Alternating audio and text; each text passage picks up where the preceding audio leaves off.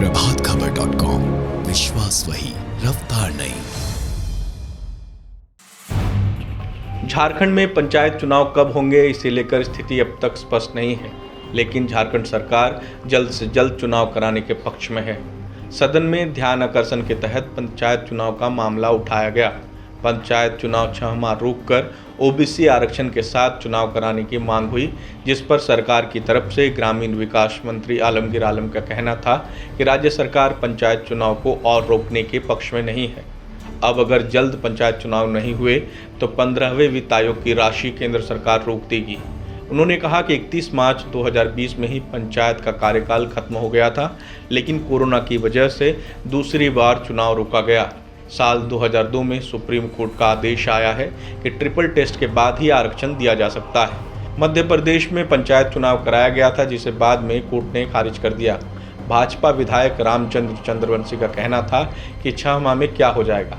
कर्नाटक, महाराष्ट्र में चुनाव हुआ, 55% पिछड़ों के मान सम्मान की बात है, पिछड़ों पर ध्यान दें।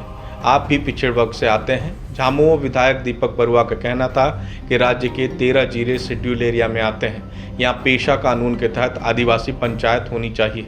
सरकार इन इलाकों में सामान्य चुनाव नहीं करा सकती।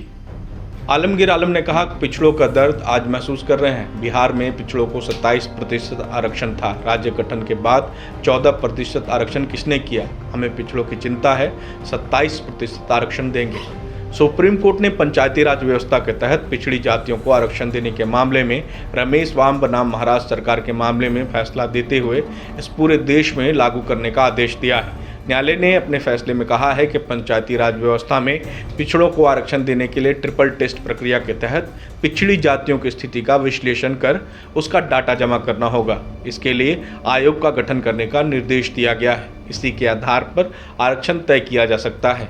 ऐसा नहीं होने तक आरक्षण के बिना पंचायत चुनाव कराए जा सकते हैं।